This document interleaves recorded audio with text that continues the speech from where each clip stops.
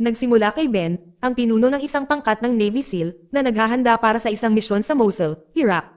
Ang kanyang layunin ay tulungan ang hukbong Iraqi sa pagtulak sa mga puwersa ng ISIS palabas ng lungsod. Di nagtagal, ang pangkat ni Ben ay sumama sa mga sundalong Iraqi na magkasamang gumagalaw sa isang ilog.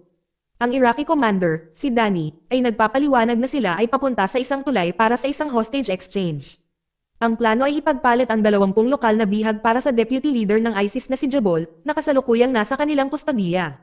Pagdating nila sa tulay, bumaba ang magkabilang panig at dinala si Jabal pasulong.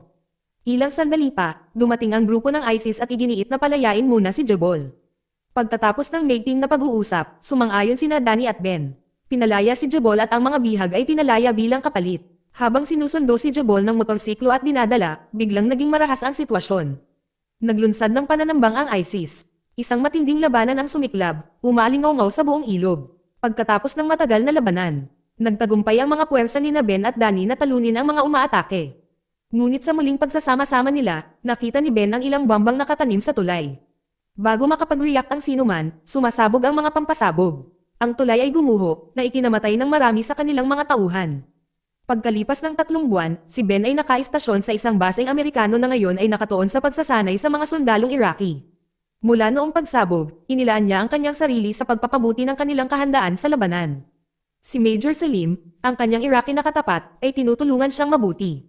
Hindi nagtagal, dumating ang dating kaibigan ni Ben, si James Ray, mula sa militar ng Amerika upang suportahan ang pagsisikap sa pagsasanay. Ipinakilala siya ni Ben kay Danny, na pinalabas na matapos mawalan ng paa sa pagsabog ng tulay. Gumugugol din si Ben ng oras sa asawa at anak ni Danny, na naging parang pamilya na niya. Kinabukasan, isang opisyal ng CIA ang bumisita sa base na may mga bagong order. Dapat subaybayan ni Ben at James ang isang lalaking pinaghihinalaang nagsusuplay ng mga armas sa ISIS. Ang target ay pinaniniwalaang nagtatago sa isang residential complex sa Mosul. Sinabihan silang kumilos ng mabilis. Hindi nagtagal ay dumating sina Ben at James malapit sa target na lugar na nakabalat kayo bilang mga lokal. Ngunit habang naghahanda silang pumasok, nakipag-ugnayan sa kanila ang opisyal ng CIA upang kanselahin ang misyon. Nalilito, humingi sila ng paliwanag. Inamin ng opisyal na lumipat sa ibang lungsod ang target. Frustrated, bumalik sina Ben at James sa base. Habang nagmamaneho, nakatanggap si Ben ng tawag mula kay Deer. Nanginginig ang kanyang boses habang humihingi ng tawad at nagmamakaawa kay Ben na protektahan ang kanyang asawa at anak. Bago pa matanong ni Ben kung ano ang nangyayari, natapos na ang tawag.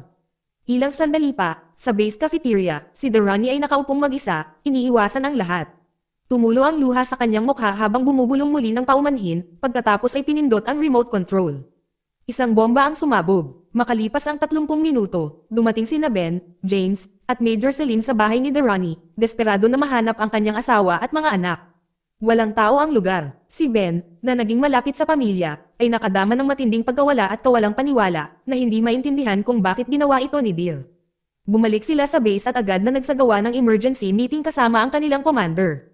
Hinala ng commander na sumali si Durrani sa ISIS at nilayon niyang sirain ang base. Hindi sumang-ayon si Ben. Nagtalo siya na kung si Danny ay tunay na nagtatrabaho para sa ISIS, hindi niya sana pinasabog ang bomba sa isang tahimik na sulok, malinaw na iniiwasan ang mga sibilyan. Naniniwala si Ben na may mas malalim na dahilan sa likod ng kanyang mga aksyon. Ilang sandali pa, dumating si Major Salim na may dalang ilang mga dokumento. Nasa loob ang mga larawan at data sa mga pampasabog na ginamit sa pag-atake. Ang mga materyales ay tumugma sa uri na kadalasang ginagamit ni Jabal, ang deputy leader ng ISIS. Itinuro ng ebidensyang ito si Jabal bilang ang nagpilit kay Durrani sa pambobomba. Nang mapagtanto ito, agad na nagsimulang magplano sina Ben at James na tugisin ang lalaking minsan na nilang pinakawalan. Humingi ng pahintulot si Ben mula sa opisyal ng CIA at sa kanyang superior para mahuli si Jabal. Inaprubahan nila ang misyon sa isang kondisyon. Kinailangang kunin ng buhay si Jabal. Bagamat nag-aalangan, tinanggap ni Ben at itinakda ang operasyon para sa susunod na araw. Nang gabing iyon, inihanda ni Ben, James, at ang kanilang teammate ang kanilang diskarte. Kinumpirma nila ang hideout ni Jabal sa isang residential area sa labas ng Mosul. Sa madaling araw, lumipat ang koponan. Nang makarating sila sa kapitbahayan, sinubukan nilang pumasok sa pangunahing kalsada, ngunit naharang ng mga ISIS fighters na tapat kay Jabal. Isang maikli ngunit matinding putukan ang sumiklab. Mabilis na inalis ng koponan ni Ben ang paglaban at lumusab sa compound. Sa loob, nahuli nila si Jabal nang walang pakikibaka.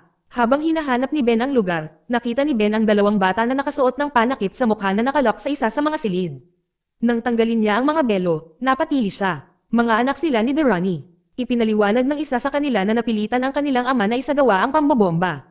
Nagbanta si Jabol na papatayin ang kanyang pamilya kapag tumanggi siya. Kahit na sumunod si Derani, pinatay ni Jabol ang kanilang ina dahil sa pagsuway sa kanya. Nang marinig ito, napalitan ng galit si Ben. Agad niyang pinatay si Jabol. Bumalik ang koponan sa base, dala lamang ang dalawang nabubuhay na anak ni Derani. Kinabukasan, nabuo sina Ben, James, at ang unit sa larangan ng militar. Nagbabala ang komandante tungkol sa halaga ng pagsuway sa mga direktang utos. Ang kasanayan ay hindi nagdahilan ng pagsuway sa mga nakatataas. Nang may panghihinayang, inihayag ng komandante ang pagpapaalis kay Ben mula sa Navy SEALs dahil sa hindi pagsunod sa mga utos. Inutusan siyang ibalik na buhay si Jabol, ngunit pinatay niya ito. Si James at ang iba pang pangkat ay nakatanggap ng pansamantalang suspensyon. Pinangunahan ni Ben ang misyon. Nagbitiw si Hastings sa SEALs. Sinabi niya na tumanggi siyang ipagpatuloy ang mga misyon nang wala si Ben. Tinanggap ang kanyang pagbibitiw. Bago sila umalis patungong Estados Unidos, nagpasalamat si Ben kay James sa kanyang katapatan. Pagkatapos ay lumipad sina Ben at Hastings sakay ng helicopter patungo sa paliparan. Natigil ang kanilang paglipad patungong Amerika dahil sa masamang panahon.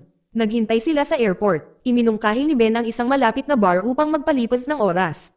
Sa bar, isang lalaking nagngangalang Thomas ang lumapit. Alam na niya ang tungkol kay Ben at Hastings kamakailang dismissal at tungkol sa pagkamatay ni Jabol. Inangkin ni Thomas na nagtatrabaho siya bilang isang lihim na agent para sa United Nations. Sinabi niya na nag-recruit siya ng mga bihasang operatiba para sa mga patagang operasyon na may kaugnayan sa ISIS. Nag-alok siya ng sahod na mas mataas kaysa sa sahod sa militar. Binalangkas ni Thomas ang isang misyon upang mahuli si Masood Dawi, isang gumagawa ng bomba ng ISIS. Tinanggap ni Ben ang alok ng walang pagkaantala. Humingi ng panahon si Hastings para magpas siya. Maya-maya, lumapit si Hastings malapit sa bar nang makausap siyang muli ni Thomas. Sinabi ni Hastings na gusto niya ng mapayapang buhay at wala ng marahas na misyon. Nagtalo si Thomas na ang isang sundalong tulad ni Hastings ay magpupumilit na lumayo sa karahasan. Ang mga salitang iyon ang nagpabago sa isip ni Hastings. Pumayag siyang sumama sa operasyon. Kinabukasan, lumipad sina Ben at Hastings sa punong tanggapan ni Thomas sa Austria, kung saan nakilala nila ang kanyang katulong upang suriin ang plano ng misyon. Inaasahang makikilala ni Masood Denawi ang mga mamimili sa isang nightclub ng gabing iyon, at ang layunin ay mahuli siyang buhay. Isang operatiba na nagngangalang Alisa, na nagpanggap bilang isang bartender, ang tutulong sa operasyon. Nang gabing iyon, dumating sina Ben at Hastings sa nightclub at personal na nakilala si Alisa. Mabilis niyang sinabihan sila tungkol sa paglapit, pinaplanong lagyan ng malakas na laxative ang inumin ni Denawi upang pumunta siya sa banyo kung saan lilipat sina Ben at Hastings para makuha siya. Panimula ni Alisa nang umupo si Denawi sa bar. Naghinala siya at inutusan si Alisa na uminom muna. Humigop ng inumin si Alisa at nagkaroon ng bisa ang gamot, na pilit na tinungo ang banyo. Sinundan siya ng isang guard. Tahimik na kumilos si Hastings at nineutralize ang guard. Makalipas ang ilang minuto, uminom si Alisa ng antidote at muling sumali sa team. Iniulat niya si Denawi na naghahanda na umalis sa club. Lumipat ang team sa parking area. Sa pagkakataong iyon, tumawag si Thomas. Ang layunin ng misyon ay nagbago mula sa pagkuha sa pag-aalis. Sina Ben, Hastings, at Alisa ang naglunsad ng pag-atake. Pinaalis nila ang mga gwardya ni Denawi ng may koordinadong puwersa. Sa huling sandali, pinaputok at pinatay ni Hastings si Denawi. Natapos ang misyon. Kinabukasan, nagpractice sina Ben at Hastings ng pagbaril sa likod ng punong tanggapan ni Thomas. Sinimulan ni Thomas ang pagpaplano ng susunod na operasyon. Ang eksena ay pinutol sa isang pinuno ng ISIS na nakikipagpulong sa isang opisyal ng Iran tungkol sa isang deal sa armas. Naputol ang usapan dahil nawala si Denawi, ang gumagawa ng bomba. Pagkatapos ay pinalawak ni Thomas ang koponan. Nagmaneho ng sasakyan si Alisa papunta sa compound. Lumitaw ang mga bagong recruit, kabilang si Major Salim, isang opisyal ng Iraq. Nagretiro na si Salim mula sa militar ng Iraq at sumali sa unit ni Thomas. Sumunod na dumating si Nis, isang dating sundalo ng espesyal na puwersa na dating nagsilbi sa ilalim ni Ben. Ang huling recruit ay si Landry, isang dating piling sniper. Ang grupo ay bumuo ng isang may kakayahang strike team. Bago ang briefing, inabot ni Major Salim kay Ben ang larawan ng dalawang anak ni Derani. Kinumpirma na ligtas silang naipadala sa Estados Unidos. Nagpahayag ng pasasalamat si Ben at nangakong aalagaan niya ang mga bata kapag nakauwi na siya. Sinimulan ni Thomas ang mission briefing. Ang telepono ni Denawi ay naglalaman ng dalawang pangunahing mensahe, isa mula sa isang babae na nag-aayos ng isang kulong sa isang Budapest hotel at isa pa mula sa isang nuclear engineer na nagmumungkahi ng isang deal. Pagkalipas ng 3 araw, inutusan ni Thomas ang koponan na ituloy muna ang pangunguna sa Budapest, pagkatapos ay lumipat sa engineer. Di nagtagal, umalis sina Major Salim, Ben, at Hastings patungong Budapest. Pagdating, umupo si Major Selim sa isang kafe malapit sa target na lokasyon upang subaybayan ang babaeng nakatakdang makipagkita kay Danawi. Habang si Ben at ang iba pang pangkat ay naglagay ng mga posisyon sa pagsubaybay sa paligid ng lugar. Matapos siyang pagmasdan saglit, iniulat ni Selim kay Thomas na hindi nagpakita ng senyales ng pagiging banta ang babae. Gayunpaman, upang maiwasan ang anumang panganib, iniutos ni Thomas na alisin siya. Maya-maya, bumalik ang babae sa kanyang hotel. Sinundan siya ni Selim sa loob at nauna siyang pumasok sa kwarto niya. Nang makita niya itong nakatutok ng baril, natarante siya. Tinanong siya tungkol sa koneksyon niya kay Danawi. Ipinaliwanag niya na si Danawi ang kanyang ama at hinahanap niya ito mula nang mawala ito. Nang mapagtantong wala siyang kasalanan, pinili ni Selim na huwag siyang patayin. Sinabi niya sa kanya na patay na ang kanyang ama at binalaan siya na umalis kaagad ng bansa. Pagkatapos ay lumabas siya ng silid, nakilala ang isang agent na naghihintay sa labas, at nagkunwaring tapos na ang misyon. Sa pamamagitan nito, matagumpay na natapos ang unang operasyon. Nang gabing iyon, muling nagsama-sama ang koponan sa kanilang basement sa Budapest. Ipinaalam sa kanila ni Thomas ang susunod na misyon. Ang target ay isang nuclear engineer na makikilala nila sa susunod na hapon. Kinabukasan, sinimulan ng pangkat ang pagsubaybay sa propesor. Gamit ang telepono, kinontak siya ni Selim at nag-ayos ng meeting sa malapit na kafe. Pagdating ng propesor, nagpakilala si Selim bilang sugo ni Danawi at pinaniwalaan siya ng propesor. Tinanong ni Selim kung may maibebenta ba ang propesor. Ang propesor ay nagsiwalat ng isang sintetikong aparato na may kakayahang gumawa ng uranium centrifuges na umiikot ng mas mabilis, na nagpapahintulot sa isang nuclear weapon na makumplito sa ilalim ng 1 taon. Itinakda niya ang presyo sa $55 milyon at tinanong kung planong bilhin ito ni Danawi. Sa pag-unawa sa kahalagahan ng mga device, sumang-ayon si Selim, ngunit sinabing ang pagbabayad ay direktang manggagaling kay Danawi. Tinanggap ng propesor ngunit tumanggi na ibigay ang aparato hanggang sa makumpirma ang pagbabayad. Samantala, pinasimulan ni Thomas ang paglipat. Nagdulot ng pagkaantala ang malaking halaga. Sa panahon ng transaksyon, lumitaw ang isang grupo ng mga armadong lalaki na nagtatangkang agawin ang aparato ng propesor. Si Ben at ang kanyang koponan ay nahuli sa kawalan. Hindi sigurado kung sino sila o kung paano nila natagpuan ang lugar. Iniutos ni Thomas ang agarang pakikipag-ugnayan. Kapag na-clear na ang bayad, sinigurado ni Selim ang device at tumakas. Hinabol siya ng ilang mga umaatake sa mga lansangan. Tumakbo siya sa isang convenience store, kumuha ng martilyo, at ibinaba ang dalawa sa kanila bago dumating si Landry sa isang kotse para kunin siya. Samantala, hinahabol ni Ben ang isa pang miyembro ng grupo ng kaaway sa isang mataong istasyon ng tren. Sa loob, nakita niya ang isa sa kanyang mga kasamahan, ang kulot na buhok na agent, na nakaupong walang buhay sa isang upuan. Nang mapagtantong may pananagutan ang lalaking hinahabol niya, agad na ipinagpatuloy ni Ben ang pagtugis. Sumakay ang killer sa umaandar na tren at sumunod naman si Ben. Pagdating sa loob, ni-radio niya ang assistant ni Thomas para i-disable ang lahat ng onboard na CCTV camera. Nang dumilim ang feeds, nakita ni Ben ang sospek at pinatay ito sa harap ng mga pasahero. Mabilis niyang kinunan ng larawan ang bangkay, lumabas ng tren, at nawala bago dumating ang tagapagpatupad ng batas. Kinabukasan, inimpake ni Thomas ang mga gamit ng nasawing agent habang nakatayo sa malapit sina Ben at Hastings, nagdadalamati sa kanilang kasamahan. Pinaalalahanan sila ni Thomas na sa kanilang hanay ng trabaho, bahagi ng trabaho ang kamatayan. Walang libing o pagkilala sa publiko, tanging tahimik na pag-alala sa mga nabubuhay pa. Nang maglaon, sa tanghalian, sinuri ni Thomas ang larawang kinunan ni Ben. Ibinunyag nito na ang mga umaatake ay mga miyembro ng Iranian Mafia na pinamumunuan ng isang lalaking nagngangalang Khaled, isang makapangyarihang boss ng krimen na sangkot sa black market nuclear trafficking. Ipinaliwanag nito kung bakit sinubukang agawin ni Khaled ang synthetic device. Ito ay mahalaga para sa pagbuo ng mga sandatang nuclear. Gayunpaman, isang tanong ang nagtagal. Paano nalaman ni Khaled ang tungkol sa deal? Upang maalis ang banta, inutusan ni Thomas ang koponan na tambangan si Khaled malapit sa hangganan ng Switzerland kung saan binalak niyang magsagawa ng isa pang transaksyong nuclear. Malinaw ang kanilang layunin, patayin si Khaled at kunin ang mga materyales. Nag-alala si Hastings tungkol sa lokasyon ng tunnel, ngunit tiniyak sa kanya ni Thomas na malawak ang lugar. Pagkatapos ay nagsimulang maghanda ang pangkat para sa misyon. Nang gabing iyon, habang nag-iimpake, pumasok si Landry sa silid ng katulong ni Thomas sa pagkukunwari ng pagbibigay sa kanya ng isang espesyal na sandata. Nagpasalamat siya sa kanya, hindi alam ang kanyang intensyon. Habang ipinakita niya ang sandata, gumawa siya ng hindi naaangkop na pagsulong. Agad niya itong tinanggihan at pilit na pinaalis. Ang kaguluhan ay nakakuha ng atensyon ng iba. Hinarap ni Alisa si Landry, pinigilan siya, at mariing binalaan na huwag nang uulitin ang kanyang ginawa. Kinabukasan, naglakbay si Khaled patungo sa tunnel para sa transaksyon.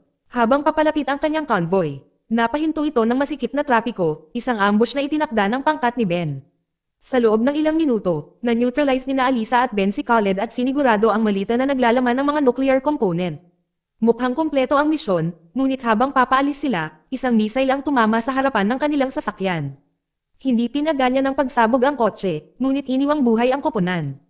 Mabilis silang lumabas at agad na tinambangan ng hindi kilalang mga sumalakay. Isang matinding putukan ang sumiklab at sa palitan, si Major Salim ay binaril sa tiyan. Inutusan ni Ben ang isang bahagi ng koponan na lumikas kasama niya habang siya at si Alisa ay tumakas sa isang daanan sa ilalim ng tunnel dala ang malita na may mga nuclear materials. Habang tumatakbo sila sa tunnel, sinubukan ni Ben at Alisa na mauna sa mga humahabol sa kanila. Ngunit walang babala, itinutok ni Alisa ang kanyang baril kay Ben at binaril siya. Kinuha ang malita para sa kanyang sarili. Sa sandaling iyon, naging malinaw na siya ay isang taksil sa lahat ng panahon. Sa punong tanggapan, may napansin si Thomas na kakaiba sa kanyang telepono. Sa kabila ng pag-charge nito buong umaga, hindi tumaas ang baterya.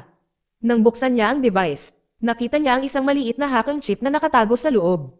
Kinumpirma ng pagtuklas ang kanyang hinala. Ang taksil sa loob ng kanyang pangkat ay si Alisa. Samantala, nagkamalay si Ben. Ang bala ay tumama sa kanyang vest na nag-iwan sa kanya na bagbog ngunit buhay. Determinado, bumangon siya at sinimulang subaybayan si Alisa na nasa malapit pa rin. Sa ibang lugar, tinanong ni Hastings ang isa sa mga nakaligtas na umaatake sa isang bodega. Hiniling niyang malaman kung sino ang nagpadala sa kanila, ngunit tumanggi ang bihag na magsalita at namatay sa ilalim ng pagtatanong. Kalaunan ay nag-check-in si Alisa sa isang hotel, hindi alam na nahanap na ni Ben ang kanyang lokasyon. Pagbukas pa lang niya ng pinto ng kwarto niya ay pumasok si Ben at tinutok ang saldata nito sa kanya. Bago siya nakasagot, isang grupo ng mga armadong lalaki ang sumugod sa pasilyo at nagpaputok. Dahil sa dami, naglaban sina Ben at Alisa hanggang sa bumagsak ang huling umatake. Pagkatapos ng putukan, na-corner ni Ben si Alisa sa gilid ng hotel at itinanong ang katotohanan. Sa wakas ay inamin niya na siya ay isang agent ni Mossad mula sa Israel. Ang kanyang misyon ay hindi magnakaw ng mga sangkap na nuclear, ngunit upang ilantad ang tunay na pagkakakilanlan ni Thomas. Naghinala ang kanyang ahensya na siya ay lihim na nagtatrabaho sa isang rogue na organisasyon na tinatawag na Spread. Ang pagkalat ay isang breakaway faction mula sa Israel na naglalayong i-destabilize ang pandaigdigang kapangyarihan, lalo na ang Estados Unidos. Nangongolekta sila ng mga materyales na nuclear upang ibenta sa black market. Hindi pinapansin ang mga kahihinatnan. Ipinaliwanag ni Alisa na hindi niya sinasadyang ipagkanulo si Ben. Kung ginusto niyang patayin siya, hindi sana niya itinalaga ang vest nito. Hiniling niya sa kanya na itago ang kanyang sikreto at tulungan siyang ilantad si Thomas. Inihayag din niya na ang katulong ni Thomas, si Susan, ay isa pang operatiba ni Mossad. Nag-alinlangan si Ben, saka pumayag. Dinala niya si Alisa sa isang abandonadong mall kung saan maaari silang magtago at makabawi. Kinabukasan, nagsagawa si Susan ng sarili niyang palihim na misyon. Binabantayan niya ang apartment ng isang kilalang miyembro ng Spread. Nang umalis siya, pumasok siya, nahak ang kanyang laptop, at kinopya ang lahat ng mga file. Bumalik ang lalaki nang hindi inaasahan at inatake siya, ngunit binaril siya nito at nakatakas dala ang data. Samantala, sina Ben at Alisa ay nagmaneho ng isang ninakaw na kotse sa kanayunan. Habang nasa biyahe, tinanong ni Ben kung maaaring natuklasan na ni Thomas ang kanyang pagkakakilanlan. Inamin ni Alisa na hindi siya sigurado, ngunit umaasa siyang hinding-hindi. Hindi nagtagal, naabutan sila sa matinding trapiko at napilitang huminto. Biglang may humantong motor sa tabi nila. Nilagyan ng bomba ng rider ang kanilang sasakyan at kumari pa ng takbo. Makalipas ang ilang segundo, sumabog ang sasakyan. Nakaligtas si Ben, Alisa, ngunit buhay. Binaril niya ang tumatakas na nakamotorsiklo, saka sumugod para tingnan si Alisa. Sa gulat niya, patay na siya. Ang kanyang katawan ay nasusunog na hindi na makilala. Makalipas ang ilang minuto, tumayong mag-isa si Ben sa isang pampublikong banyo na nililinis ang kanyang mga sugat. Ang pagkatalo ay tumama sa kanya ng husto. Namatay si Alisa bago natuklasan ang katotohanan tungkol sa pagkakakilanlan ni Thomas. Samantala, naghihintay si Susan sa isang istasyon ng tren, nalilito sa pag-iisip. Nang ipahayag ng isang ulat sa balita ang pagkamatay ni Alisa sa pambobomba, siya ay nanlamig sa hindi makapaniwala. Nabalot siya ng kalungkutan nang mapagtantong wala na si Alisa. Nang maglaon, bumalik si Ben sa base ni Thomas dala ang na-recover na nuclear component. Ang koponan ay natipon na, kasama si Thomas. Walang pag-aalinlangan, hinarap siya ni Ben tungkol sa pagtatrabaho sa pagkalat. Inamin ni Thomas na minsan siyang nasangkot, ngunit sinabing umalis siya pagkatapos na mapagtanto ang kanilang plano na sirain ang mundo. Pagkatapos ay pinamunuan niya ang koponan sa isang holding room kung saan nakaupo ang isang lalaki na nakatali sa isang upuan. Kinilala siya ni Thomas bilang pinuno ng pangkat, ang nasa likod ng mga kamakailang pag-atake. Hiniling ni Thomas na aminin ng lalaki ang kanyang mga krimen sa harap ng lahat. Pagkatapos ng pag-amin, binaril siya ni Thomas. Pagkalipas ng 20 minuto, ipinaalam ni Thomas sa koponan ang kanilang susunod na takdang gawin. Ibebenta nila ang mga na-recover na nuclear component sa Iranian Defense Minister. Iginiit niya na ito ay panatilihin ang mga materyales sa ilalim ng kontrol ng gobyerno at maiwasan ang mga ito na mahulog sa maling mga kamay. Ang deal ay itinakda para sa susunod na umaga sa isang malayong airstrip. Pagkatapos ng briefing, biglang nagpa siya si Hastings na huminto. Sinundan siya ni Ben sa labas at nagtanong kung bakit. Sinabi ni Hastings na tapos na siya at tumanggi siyang makibahagi sa isa pang kadudadadang misyon.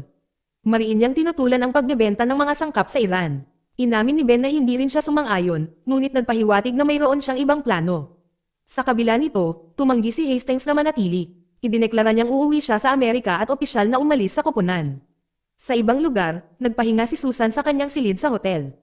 Tumawag ang kanyang superior para ipaalam na tapos na ang investigasyon kay Thomas. Kinumpirma ng ahensya na pinatay ni Thomas ang lalaking kinilala bilang pinuno ng spread na nilinaw sa kanya ang hinala. Pagkatapos ng tawag, binuksan ni Susan ang laptop na kinuha niya sa isang miyembro ng spread. Sa loob, nakakita siya ng mga naka-encrypt na mensahe na nagpapakita ng patuloy na komunikasyon sa pagitan ni Thomas at ng tunay na pinuno, si Neta. Sa sandaling iyon, napagtanto niya ang katotohanan. Ang taong pinatay ni Thomas ay hindi tunay na pinuno ng spread. At si Thomas ay nagtatrabaho pa rin kay Neta. Kinabukasan, sina Ben, Major Selim, at Landry ay nagmaneho patungo sa airstrip upang makipagkita sa Iranian Defense Minister. Dumating ang ministro kasama ang isang escort ng mga sundalo. Kinumpirma ni Ben, Selim, at Landry ang mga sangkap. Inilipat ng ministro ang bayad kay Selim. Pagkatapos, nakatanggap si Ben ng mensahe mula kay Susan. Makikita sa larawan ang pagkikita ni Thomas kay Neta, ang tunay na pinuno ng spread. Ang imahe ay naglantad ng isang balangkas. Nanatiling tapat si Thomas kay Neta. Ibinenta nila ang mga sangkap sa ministro ng Iran upang mapabilis ang isang nuclear build. Nang gumana ang sandata, nilayo nilang itulak ang ministro na salakayin ng Estados Unidos na nagdulot ng pandaigdigang digmaan. Agad na lumipat si Ben at ang kanyang koponan. Bumaba sila sa sasakyan at pinaputukan ang eroplano ng ministro. Inalis ng pangkat ang ministro at ang kanyang mga bantay. Nabawi ni Ben ang nuclear component. Umalis siya kasama sina Salim at Landry para harapin si Thomas sa headquarters. Si Thomas ay nawala na. Malinaw lahat, ang isang mensahe mula sa kanya ay nagbabala na si Ben at ang koponan ay malapit ng matawag ng mga takas. Binabalangkas sila ni Thomas bilang mga terorista na nagnakaw ng mga sangkap. Dumating si Susan at itinuro ang mas malawak na panganib. Iminungkahi niya ang koponan na maghiwalay at magtago hanggang sa hamupa ang kaguluhan. Sina Ben, Selim, at Landry ay sumang-ayon at naghiwa-hiwalay. Lumipas ang isang buwan. Si James, na nasa base pa rin ng mga Amerikano sa Iraq, ay nagbasa ng liham mula kay Ben. Idinetalya ni Ben ang kanyang pag-alis mula sa mga SEAL, ang kanyang trabaho kay Thomas, at ang pag-frame na naging dahilan upang siya ay isang takas. Nagtago si Ben sa isang malayong cabin. Pagkatapos ng isang buwang nag-iisa, hindi na siya nagtago sa realidad. Naglagay siya ng mga bitag sa paligid. Nagtipon siya ng mga pampasabog at armas. Naghanda siya para sa isang laban. Tinawagan ni Ben si James. Naniwala si James sa kanyang kawalang kasalanan at nangako ng tulong. Nagbabala si Ben na nagsimula na ang digmaan. Pagkatapos ay nakipag-ugnayan siya kay Susan at humimok ng aksyon. Pinayuhan ni Susan ang pag-iingat. Pinilit ni Ben na gumanti. Sa pamamagitan ng pag-activate ng kanyang telepono. Sinadyang inilantad ni Ben ang kanyang lokasyon, alam niyang dadalhin sila nito. Gaya ng inaasahan, nakita ni na Thomas at Neta ang signal, at nagpadala si Thomas ng strike team para alisin siya.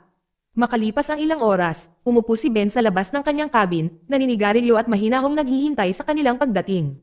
Hindi nagtagal, pinaligiran ng 12 ng mga mersenaryo ni Thomas ang lugar at pinaputukan. Hinawakan ni Ben ang kanyang mga sandata at nagsimula ang labanan. Ang mga bitag na inihanda niya ay gumana ng perpekto, na pinabagsak ang maraming mga umaatake ng paisa-isa, ngunit ang kanilang bilang ay patuloy na tumataas. Sa sobrang bigat, napilitan si Ben na umatras sa kagubatan habang patuloy na pinaputukan ang mga humahabol sa kanya. Sa huli, ilang beses siyang nataman at bumagsak. Nang lumipat ang isang mersenaryo para sa pagpatay, dumating ang mga reinforcement. Si James at ang kanyang Navy SEAL unit. Mabilis nilang inalis ang natitirang mga kalaban. Binuhat ni James si Ben pabalik sa cabin at ginamat ang kanyang mga sugat. Si Ben, mahina ngunit buhay, ay inabot kay James ang malita na naglalaman ng nuclear component na nagsasabing ito ay mas ligtas sa kanya. Pagkaraan ng mga araw, muling nagkita sina Ben, Major Selim, Landry, at Susan upang planuhin ang kanilang huling hakbang laban kay Thomas. Binalangkas ni Susan ang tatlong pangunahing target, si Nete, Thomas, at kanang kamay ni Neta. Pagkatapos ay sinimula ni Ben ang pag-coordinate ng kanilang diskarte at pangangalap ng impormasyon. Nag-undercover si Landry sa isang spa na nagpanggap bilang isang massage therapist. Ang kanyang kliyente ay ang kanang kamay ni Neto na mabilis niyang pinatay sa session. Samantala, sinusubaybayan ni Major Celine si Neto mula sa malayo. Nang umalis si Neto sa isang soccer field pagkatapos panoorin ang kanyang anak na naglalaro, si Salim ay lihim na nagtanim ng bomba sa kanyang sasakyan. Kasabay nito ang pagdating ni Thomas sa bahay, hindi na malaya na naghihintay na si Ben sa loob. Nang pumasok si Thomas, hinarap siya ni Ben, ngunit nag-alok ng pagkakataong magpaliwanag. Inihayag ni Thomas ang kanyang motibo. Noong 1990s, napatay ang kanyang mga magulang sa isang pambobomba na maling ibinibintang sa mga teroristang Iranian. Ang mga tunay na nagkasala ay ang militar ng Amerika na nagsagawa ng pag-atake upang i-frame ang Iran. Mula sa araw na iyon, nanumpa si Thomas ng paghihiganti. Bilang agent ng United Nations, ginamit niya ang kanyang posisyon upang manipulahin ang mga pandaigdigang operasyon at tulungan ang Iran na bumuo ng mga sandatang nuclear, umaasa na maibalik ang mga ito laban sa Estados Unidos. Naiintindihan ni Ben ang sakit ni Thomas, ngunit hindi niya matanggap ang kanyang mga aksyon. Ilang sandali pa, umalangaw ang mga sirena ng pulis sa labas. Sinabi ni Ben kay Thomas na ang mga opisyal ay naroon para sa kanya at lumabas habang ang mga pulis ay lumusab sa bahay. Di nagtagal, pumunta si Ben sa punong tanggapan ng CIA at ibinigay ang lahat ng ebidensya ng mga krimen ni Thomas, nilinis ang kanyang sariling pangalan. Makalipas ang isang buwan, nakatanggap si Ben ng pagbisita mula sa pinuno ng isang espesyal na task force ng Amerika. Inalok siya ng lalaki ng posisyon sa kanyang elite team. Noong una, tumanggi si Ben, gusto niya ng mapayapang buhay sa dagat. Ngunit pagkatapos ng ilang pag-iisip, tinanggap niya ang alok. Makalipas ang ilang linggo, nakompleto ni Ben ang isang buong medikal at psikolohikal na pagsusuri, na sinundan ng isang computerized honesty test. Matagumpay niyang naipasa ang bawat yugto at opisyal na nanumpa bilang isang espesyal na agent ng Estados Unidos. Dito nagtatapos ang kwento. Salamat sa panonood.